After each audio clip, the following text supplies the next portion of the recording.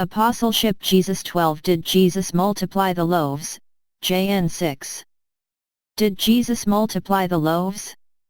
This is a question that really arises because the temptation in the desert, the demon appears to him saying, "Turn these stones into bread and then they will believe you."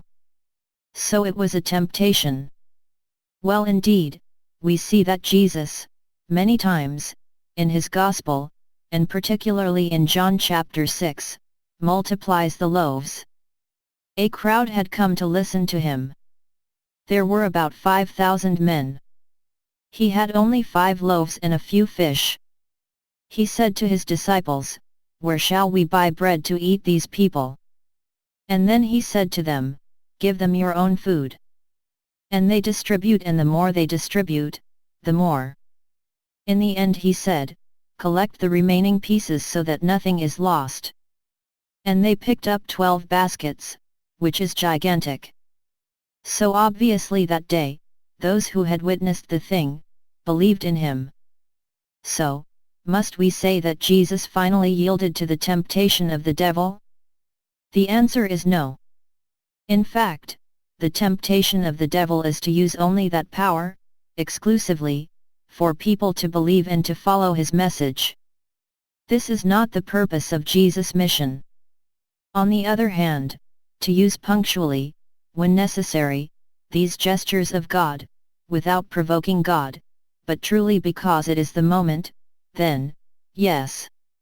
And Jesus knows very well that this gesture, if he multiplied it too often, then people, instead of attaching himself to his message, who preaches who is the Father, who is God in his intimate life, would attach to the fact that he distributes bread.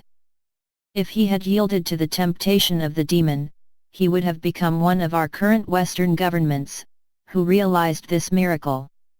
In the West, people have food, there is no more famine, the bread has been multiplied, the bread has been multiplied. Are people nourished inside their souls? Do they know what they do on earth? In fact, they sometimes have more poverty than in some African countries where we walk bare on earth. Man does not eat only bread, but every word that comes out of the mouth of God. So, what does this text indicate? Well, in practice, gestures that, when done excessively, can hinder the preaching of Christianity and, when done moderately, when necessary, serve the preaching of Christ, but one must be lucid that these gestures are ambiguous. Charismatively into the search for miracles. They go so far as to believe that when there is no more miracle, it is because they do not have enough faith. No, sometimes it's because people have to grow up, to go beyond the simple search for miracles.